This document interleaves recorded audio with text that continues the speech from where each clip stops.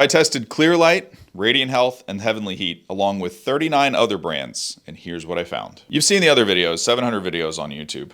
We've tested a bunch of other brands that weren't so great. These three continue to stand out year after year. One, because their product offerings are diverse, depending on your needs. One of them has something that works for you. Two, they work really well. Detoxification is on point. User experience is usually pretty good, aside from the app thing. Only some of them have the app trouble. I think they're working that out. And then outdoor, indoor, small, medium, large offerings. Definitely a good selection for everyone. Right now in here, side by side, just to do a quick comparison, I have the Clearlight and the Radiant Health. This is not an apples to apples comparison by any means. That's a one person. This is a 2 to 3 person. But I'll just talk about the brands in general, what I like, what I don't like, just to give you an idea of something that might be good for you. First, Radiant Health. Let's step inside real quick. Doing some testing in here. Don't mind all the gadgets and gear. Actually, don't show all that stuff if you can. It'll be in the courses in the upcoming video series.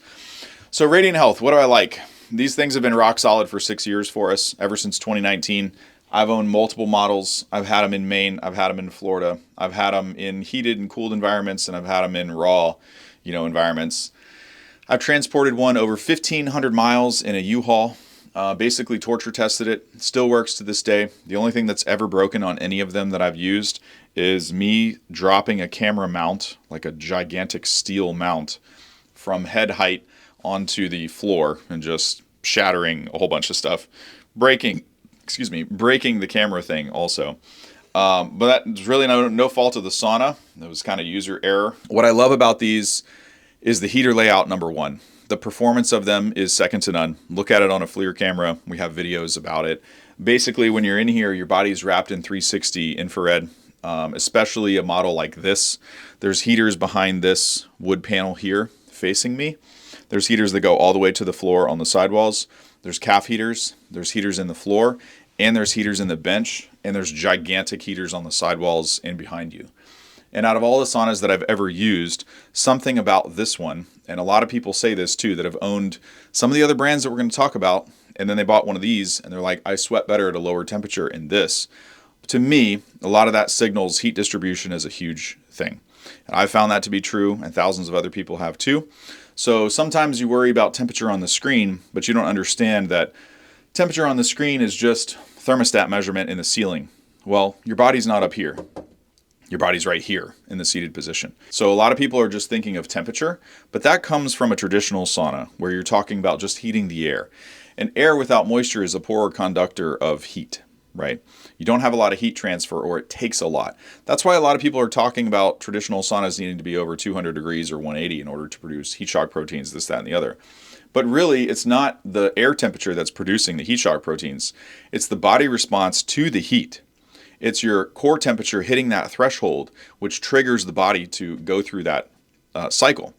And so how you do that doesn't really matter. You can do it with a jacuzzi or a hot bath. Look up the PubMed research. A lot of people have limited thinking on this, and they don't realize that, they just think infrared versus traditional, which one is better? And it becomes like a war. But what they're missing is that the body itself has a trigger point. And once you hit that, it's like a thermostat. Once that hits, the heater's shut off and it goes through its cooling cycle. The body's doing the exact same thing. You give it enough heat stress, it's going to hit that threshold, and then bang, it fires that response. So how you get there doesn't really matter, but if you can be in a piece of equipment like this that has a high saturation of far infrared, you're going to get there quicker regardless of what temperature is on the screen. And that's what people are experiencing. They just don't know it when they have a better sweat response in this versus another brand. It's hard for me to ignore that. It's hard, maybe there's a tech feature or something that looks cool, or cool lighting, or some Wi-Fi thing or whatever that's great in some other sauna, and you want to like it. But when you don't get the body response like you do in this, you come back to this every single time. Yeah, and of course, we didn't even mention it, but it's kind of goes without saying, any sauna from the certified sauna list qualifies as low EMF, low VOC, great build quality, isn't going to be a pile of crap. Radiant Health saunas specifically take the cake in almost every single area like that. Other sauna companies like to say that they're the lowest EMF, but from my testing, this is the lowest EMF sauna on the planet. Both magnetic, electric fields. RF radiation would be optional because you would have to put a Bluetooth transmitter in it in order to have any of that. The reason that I like some of the dinosaurish tech in here is because it just works. It does not break. This thing is like a tank. Like I said, you can transport it across the country, and as long as you don't break the glass, it's going to work for you. So this is a Clearlight Sanctuary 1.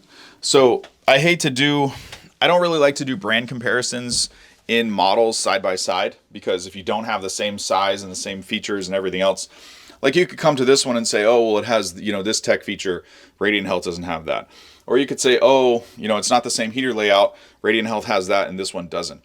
Right, but if we were in a different size where they were both exactly the same, some of those comparisons would be different. So it's not a fairness thing, it's more of an understanding thing. I don't think the user necessarily understands that different heater layouts in different saunas in different sizes kind of don't always mesh together. So just wanted to point that out. So Clearlight Sanctuary, what do I like, what I don't like? Number one, what I love about this is the look and feel.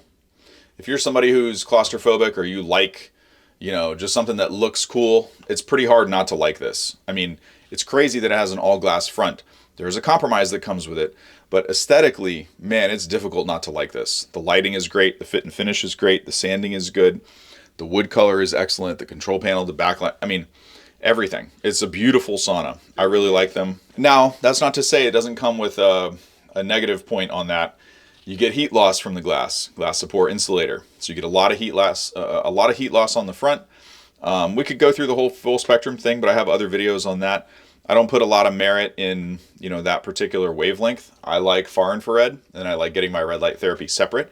But that's just a personal preference and a personal viewpoint. Doesn't mean that Clearlight makes bad saunas. They make great saunas. I've been using them and endorsing them for years. Now, when you start getting into some of the tech stuff, if you don't have the right Wi-Fi network frequency and all this kind of stuff, the app is troublesome and stuff like that.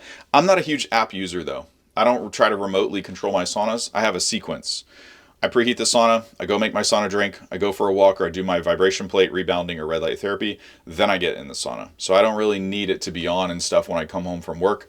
So I'm probably not the best candidate to talk about, Wi-Fi stuff and app connectivity. If anything, I don't want it to be connected to certain things. I really don't like when you come in the house and your phone automatically connects to a Bluetooth set of speakers in here, because the stupid phone will ring with the doors shut and you'll be getting texts and stuff and you don't even know. So I'm not saying anything about that unique to this brand. I'm just saying if you have tech features and they're enabled in that fashion, it's not really my favorite thing. There's a lot of detrimental stuff that comes along with that. But back to the actual Clearlight sauna. I mean, the thing is beautiful. They have also a lot of accessories. You can do the sound therapy. That's a really cool add-on. I don't have it, but I really like that they're a company that has forward thinking and incorporating stuff like that, because I built a sound table. I have done sound therapy, and I really like the idea of adding it, to the sauna. What I'm saying is I love the ability to accessorize this thing. I like how it's pre-built to add a heater on the door or red light therapy on the door. We have separate videos talking about whether or not you should do red light therapy in the sauna. Just don't want people to get confused. Just because you have a full spectrum sauna does not mean you're getting red light therapy. So by no means is this an endorsement for you to look at a full spectrum sauna versus far infrared. If you want red light therapy, I say get red light therapy from something that's dedicated for that, so that you're actually getting it. That said, heater layout is pretty good. It could use a little work in the Sanctuary because these get super, super hot, and then that makes this feel a little mild. I also don't have the same heat coverage like in a different sauna. Everyone argues about heater height. I think it's a moot point. Both of them work. I don't think you're wasting heat or it's harmful above the head. I don't think you're condensing or controlling heat, below the shoulders either. I think it heats adequately. In the all glass front saunas that aren't 240 volts, I think they could use a little extra power on tap. But like I said, it's unfair to compare a one-person sauna to a three-person sauna that has very different power requirements, power supply, everything else. But if you were to take a wooden front sauna and compare it to a glass front, the wooden front is going to outperform the glass every single time. So for the beautiful look, there is a compromise in performance in order to get it. And that's a decision that you have to make. I've talked about this at length in videos for years. So this is nothing new. Other than that, still love the company, like the product that they produce. There's gripes here and there. There's things that kind of drive me nuts depending on whether you work with a dealer or you buy direct. There's kind of, stories with each of them, but best thing you can do is look in the Facebook group. There's 30,000 group members in there. Thousands of them have Clearlight saunas and are happy with them. and you can look at the reports and reviews and not just take it from me on all these brands. So let's take a look at, since I'm bigger than this thing, let's just get in it. Uh-oh, rainbow lights are on. Let's talk about the Heavenly Heat Mini. So I guess we're gonna make this a little bit more of an unfair comparison, even more, like I said before, because this sauna is obviously tiny. So as you, one moment. Why is it doing it? Okay, well, now that I don't remember what the hell I was saying, let's make it even more unfair. Let's step down to a mini sauna, a micro, an eco. I think they changed the name to Eco Sauna. Originally it was mini sauna. I just call them all minis because I feel like a maxi in the mini. So let's talk about Heavenly Heat. Heavenly Heat is another good company who outperforms the competition regularly. These saunas are built like absolute tanks. The reason why I decided to come in the smallest one is because the build quality on this sucker is pretty extreme for the size. There's no other mini sauna on the market that is built this well and this clean. They don't use glues. And I have an argument. There's a con to me about that. I'd rather the sauna be built with Titebond 2 food safe wood glue, because when I transport it and stuff and it wiggles and jiggles, I don't really want any brad nails coming loose. I don't want pieces. And I'm not one of these people who's so worried about the set point of the glue becoming liquid again because the sauna gets to 200 degrees or something. It's in a corner, inside of a joint, behind. It's not like it's in front of a heater. That would be my only gripe about these. Obviously, that's not what the company stands for. And, like I said, I point out pros and cons to everything that we try. And that would be one of the cons for me. I like glues. I think the construction longevity is better with it. And if I were going to build it myself, it would damn sure have glue in it. So that aside, the build quality is really, really, really good. Heater layout is exceptional. I'd love to see a heater on the back of the glass or a heater in the floor. But this thing gets so hot so fast, you really don't need it, right? But that's just something, like we talked about in the beginning of the video, that's something that I look for in every sauna. When you compare some of the cheaper saunas like the COSTCO sauna, that's why some of these outperform those, because they have a better heater layout, they're built better, they have bigger power supplies, not all the time. But if you can do something like the LIFEPRO has done, where you get a $1,700, $1,500 sauna that has a great heater layout, it can become a contender with some of these higher end saunas. It's just not going to have the same build quality. There's going to be stuff with the sanding. You can get splinters. The stuff's not trimmed off well. The heaters aren't capped off. It's not low EMF. They're high EMF. They're not zero VOC. There is some other stuff in there. Heavenly Heat obviously addresses all of that.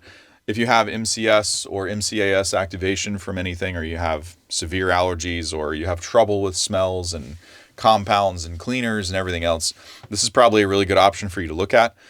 Though we don't have any issues with that in the Hemlock from Radiant Health either. The only thing that I would probably avoid is one of the stronger basswoods or hemlocks. Some other companies where they source their lumber is not the same. These guys pride themselves on having super low VOC, low EMF. It's not the lowest EMF in the industry, but it's damn close. It's good enough to where you don't really have to worry about it. And then just the peace of mind for people that do have, health challenges. There are no adhesives or anything in here. I think they like that. For me, what I like about it is the performance. The performance is really good and the build quality is really good. I have no question about the reliability of this thing because it's built like a tank. They don't have corner saunas. They don't have large saunas. They don't have this. They don't have that. But you could say the same thing about the other companies. Oh, well, they don't have a mini sauna, or they don't have an outdoor sauna, or they don't have this. So, when we do these comparisons, it's kind of like, yeah, it's a brand comparison, but really it's a you comparison too. Because what are you looking for? What are your needs? Is there a company where we really think that they have longevity in the product, where you can buy it and you're not going to have to worry about it for the next 10 or 15 years? And that's why we like these brands. That's why they take the cake. They are built better than other things in the industry, and you can tell when you use them all. The problem is you don't have access to them before you buy. That's why we do these videos.